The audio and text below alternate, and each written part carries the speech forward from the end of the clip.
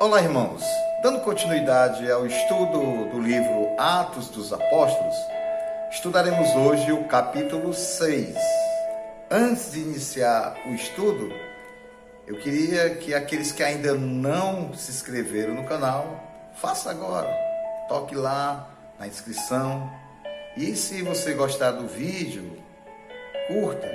Se não gostar também, diga que não curtiu, clique lá também.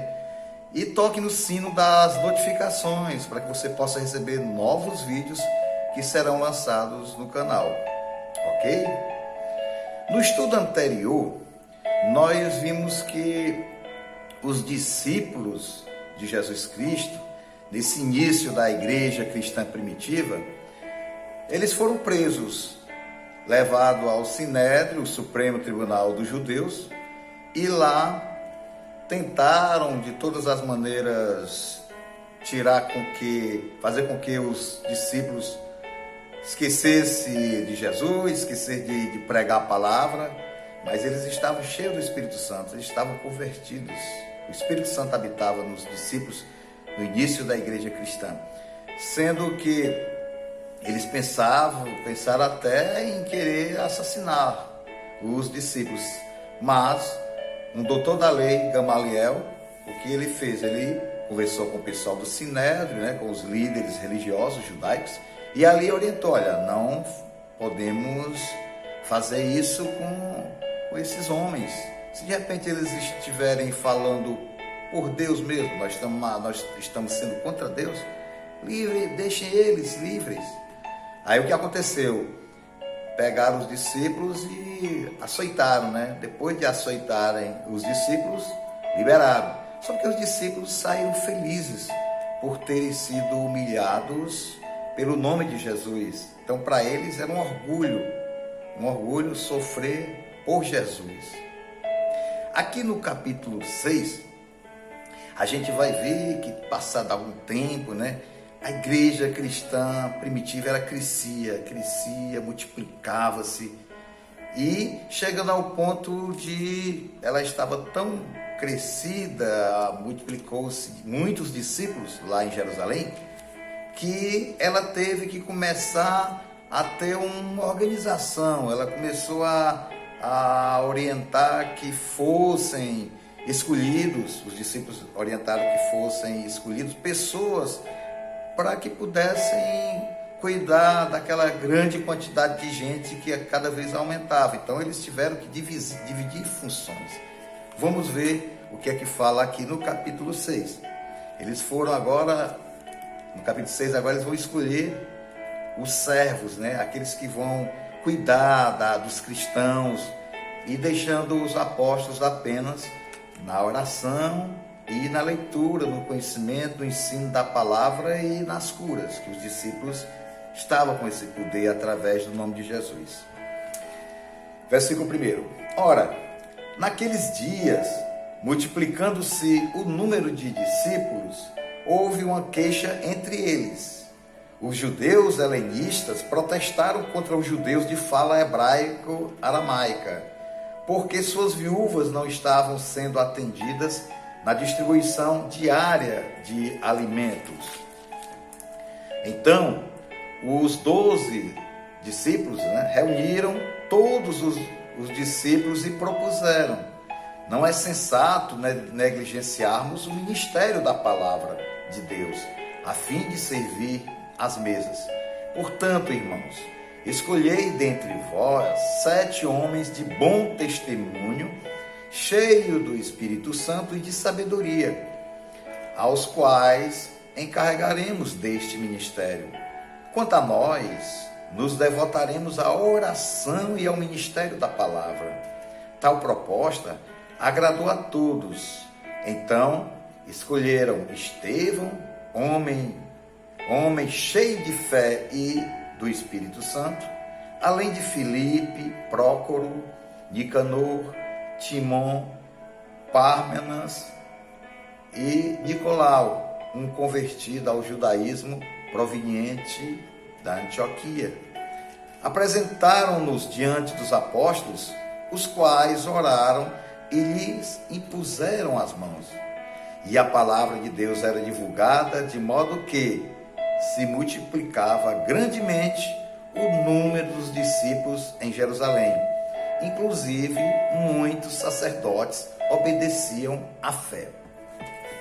A gente está vendo aqui com a multiplicação, o crescimento da igreja cristã primitiva, havia necessidade de que seja formado um corpo de irmãos para orientar a igreja em diversas áreas, sendo que começou já a ter um probleminha. Esse probleminha foi o quê? Os judeus helenistas que eles falam aqui são aqueles judeus que na diáspora, ou seja, quando eles foram perseguidos e dispersos em vários outros locais da Ásia ou nas proximidades de Jerusalém, eles tinham uma cultura grega, por isso que é chamado dos helenistas. Então eles já tinham passado muito tempo lá na Grécia, né, ou na área onde falava a língua grega, e ali eles estavam sendo um pouco que colocados de lado em relação aos judeus lá de Jerusalém. E os judeus de Jerusalém eram os judeus que falavam a língua hebraica, o aramaico, que é proveniente do hebraico. Sendo que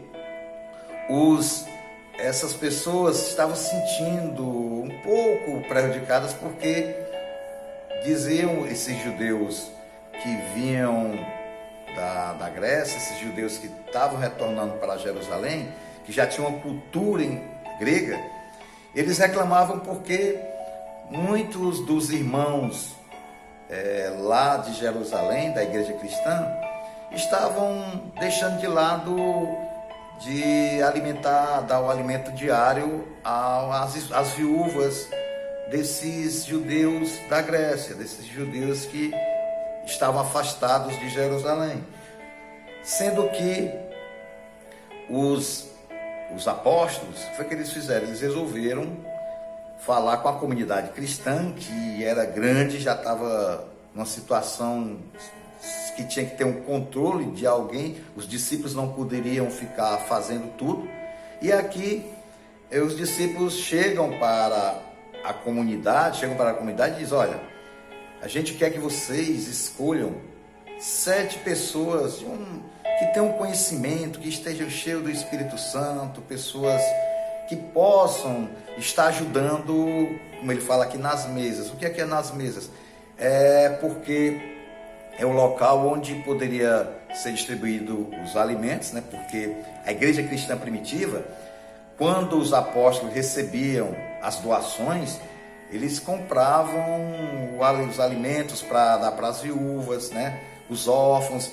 A igreja cristã ela não passava por sofrimento, porque quem tinha mais posses vendia e entregava nas mãos dos discípulos, dos apóstolos, para que eles pudessem usar aquele dinheiro para alimentar as pessoas mais humildes, aquelas pessoas que estavam passando por uma situação de dificuldade.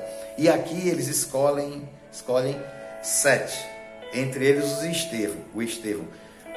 Uma coisa interessante aqui é que os apóstolos, eles escolheram 7 pessoas do grupo dos judeus helenistas, ou seja, os judeus que estavam morando fora de Jerusalém e que tinham retornado, mas que estavam com a cultura, têm o conhecimento da língua grega.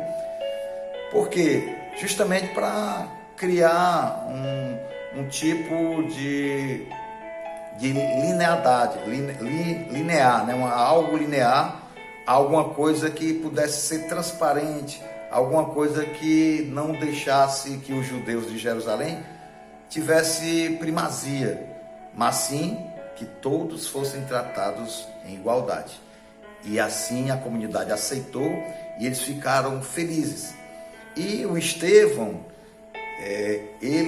todos esses 7, eles tinham, os seus nomes eram gregos, ou seja, eles eram judeus que tinham vivido na diáspora, na Grécia.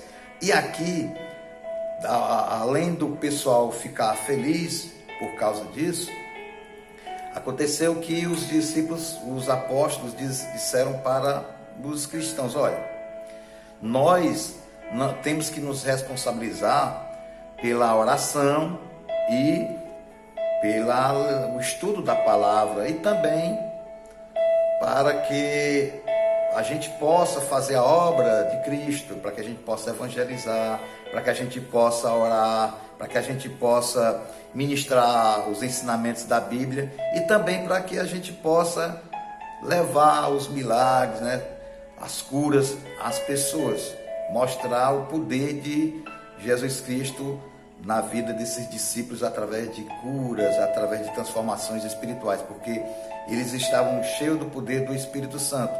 E como o Espírito Santo habitava neles, eles faziam essa parte muito interessante para o início da igreja cristã. E aqueles os sete, que é agora a função deles? Era organizar a igreja cristã, que crescia muito, e os discípulos, os apóstolos agora se preocupavam apenas com a oração, com a leitura da palavra e com as curas. Continuando, Estevão é levado ao Sinédrio. Estevão, homem cheio de graça e do poder de Deus, realizava prodígios e sinais milagrosos entre as multidões. Entretanto, levantaram-se alguns que pertenciam à chamada Sinagoga dos Libertos, dos judeus de Cirene e de Alexandria, assim como das províncias da Cilícia e da Ásia. E estes homens começaram a discutir com Estevão. Contudo, não podiam resistir à sabedoria e ao espírito com que ele argumentava. Sendo assim, subornaram alguns outros homens para o caluniarem. Nós o temos ouvido proferir palavras ultrajantes contra Moisés e contra Deus. Olha só, aqui o Estevão, ele estava levando a mensagem do Evangelho, era cheio do Espírito Santo. Os discípulos, os apóstolos já oraram, né, que eles colocavam as mãos. Naquela época, no Antigo Testamento, os judeus, eles empunhavam as mãos e oravam. Muitas vezes era em animais para sacrifícios no Antigo Testamento. As bênçãos também oravam e colocando as mãos sobre a cabeça de alguma pessoa para que aquela pessoa possa receber bênçãos. Aqui no Novo Testamento era justamente para que aquelas pessoas, aqueles novos cristãos, eles pudessem ser consagrados ao ministério que eles iriam desenvolver. Então, os apóstolos empunhavam as mãos e oravam para essas pessoas. E aqui, o Estevão estava muito cheio do Espírito Santo. E quando ele foi levado ao Sinédrio por pessoas que invejavam, porque os cristãos, a igreja cristã primitiva crescia muito, e ali trazia a inveja aos judeus do judaísmo. Por quê? Porque muitos sacerdotes, muitos homens da lei do judaísmo estavam se convertendo através do poder do Espírito Santo e eram seguidores de Jesus Cristo. E para isso eles começaram a fazer com que o Estevão fosse levado a um local e ali discutido. Então houve uma discussão sobre o estudo da Bíblia, e ali o Estevão, cheio do Espírito Santo de Deus, ele falava sobre Jesus Cristo ressuscitado, sobre a fé, sobre a graça que é em Jesus Cristo, e falava, né, que a lei de Moisés, que Jesus não aboliu a lei de Moisés, mas que ele cumpriu a lei, mas que a salvação é pela fé, é gratuito, é dom de Deus, não é como era no Antigo Testamento, que era através da lei de Moisés. Então, eles não tinham, esses judeus que estavam discutindo com Estevão, eles não tinham argumentos. E aí o que aconteceu? Eles pegaram, tramaram, encontraram testemunhas falsas para chegar para o Sinédrio, né, o Supremo Tribunal dos Judeus, para que ele fosse condenado por blasfêmia. Eles chegavam a dizer que o próprio Estevão estava falando que não deveria, que Moisés não era uma pessoa certa, falando mal de Moisés, e que era em Jesus Cristo, mas nada, não era nada disso que o cristão, que agora diácono, o servo, né, Estevão falava, mas é porque ele não tinha argumentos. E assim acontece muito nos dias de hoje. Nos dias de hoje, as pessoas que não têm conhecimento das Escrituras e que não pedem ao Espírito Santo para dar sabedoria, quando vão conversar sobre a palavra de Deus com alguém, ou com algum religioso, com outra pessoa que nem lê a Bíblia, normalmente essa pessoa é tratada como uma pessoa que está fazendo algo ilegal, essa pessoa é discriminada, essa pessoa é colocada como alguém que está sendo contrário ao sistema de vida religioso desse mundo. E assim acontece. Muitos cristãos são perseguidos nos dias de hoje por causa do nome de Jesus Cristo, porque a palavra de Deus, as Escrituras, é onde a gente encontra a verdade, onde a gente encontra a revelação de Deus.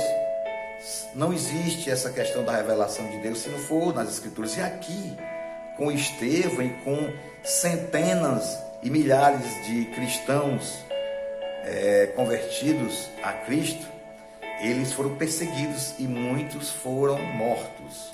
Continuando aqui no versículo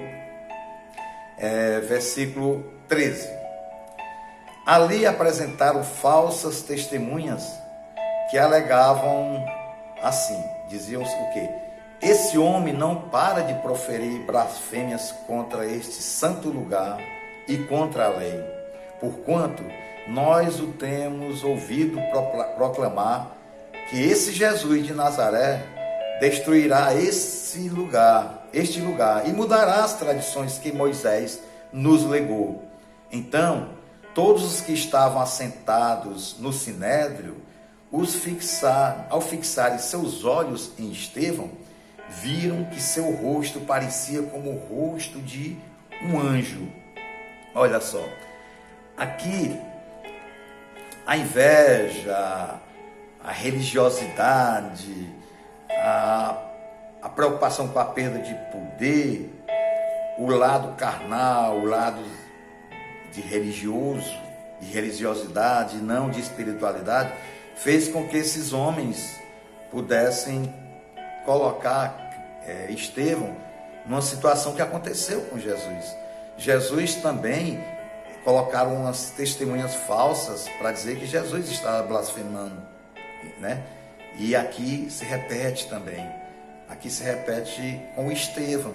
E quando eles falam isso de Estevão, que o Estevão está dizendo que não é mais para respeitar a lei, está dizendo que o Estevão disse que os nossos antepassados, através da lei de Moisés, não devemos mais seguir, que é errado, e que tem que ser esse Jesus, mas só que a graça, o Espírito Santo que estava em Estevão, apenas falou a verdade do Cristo ressuscitado. E aí, o que é que acontece?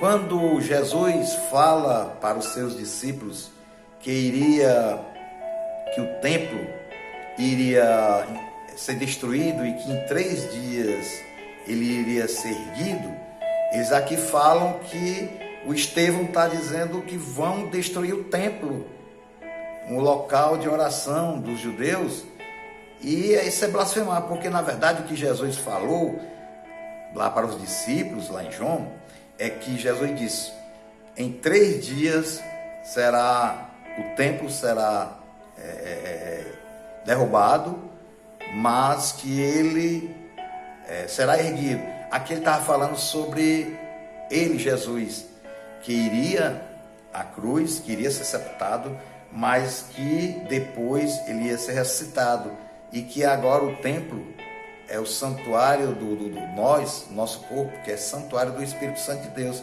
e não mais em templos, não é mais em templos que Deus habita, como na época do Antigo Testamento, na lei de Moisés, que Deus aparecia no Santo dos Santos, onde o sumo sacerdote recebia alguma mensagem de Deus. Só que em Jesus Cristo, acabou-se isso. Em Jesus Cristo, o templo, agora o santuário do Espírito Santo, é dentro de nós, é do nosso coração, onde habita o Espírito Santo. E Jesus instalou isso. Mas aqueles não compreenderam, eles estavam dizendo, achando que era literal, que Jesus iria derrubar o templo. Mas não, foi o próprio Jesus que foi morto, mas em 3 dias ele foi ressuscitado e restaurou. E esse novo templo é o nosso corpo, é onde recebe o Espírito Santo de Deus. Então eles ficaram vendo, sem ter o que falar, olharam para o Estevão e viram o Estevão brilhando como fosse um anjo, cheio do Espírito Santo. Ele foi tipo uma transfiguração aqui. Ele estava de uma situação cheia de luz, e aqui finalizou, que lá na frente a gente vai ver o que vai acontecer com Estevão. Então, meus irmãos, muitas das vezes as pessoas não querem acreditar, não querem ter a fé em Jesus Cristo. As pessoas procuram por coisas pagãs, coisas de ídolos, coisas materiais.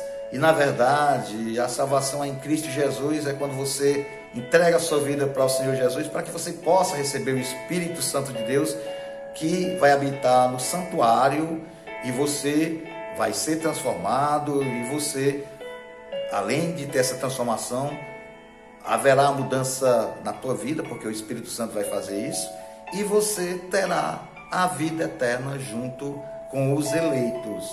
Amém? Vamos orar? Querido Deus, nós te agradecemos pela tua palavra, ó Pai.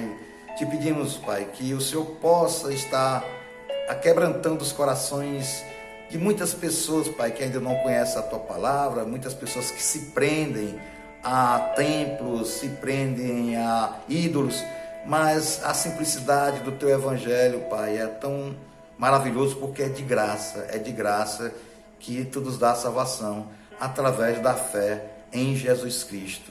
Em nome de Jesus, nós te pedimos e agradecemos que as pessoas possam ter esse conhecimento lendo a palavra de Deus. Amém?